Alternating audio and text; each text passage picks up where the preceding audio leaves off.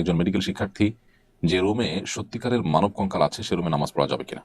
বন্নিশাত তাবাসসুম, যে রুমে মানব কঙ্কাল আছে, অরিজিনাল মানব কঙ্কাল যদি থাকেও সেখানে নামাজ পড়তে কোনো অসুবিধা নেই। এটি কোনো প্রাণীর ছবি কিংবা ভাস্কর্য নয়।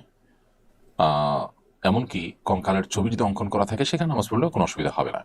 কারণ যেখানে একটি পূর্ণাঙ্গ প্রাণীর চোখ, কান, নাক, মুখ, হাত ইত্যাদি অঙ্কন করা থাকে, এরকম ফেস বা পরিপূর্ণ অবয়ব, কমপ্লিট অবয়ব যদি থাকে, সেটা যেখানে থাকে সেখানে মূলত রহমতের ফেরেশতা প্রবেশ করেন না, যদি সেটি আপনার প্রিন্টেড অথবা কোনোভাবে সেটার ডামি বা ভাস্কর্য যদি থাকে।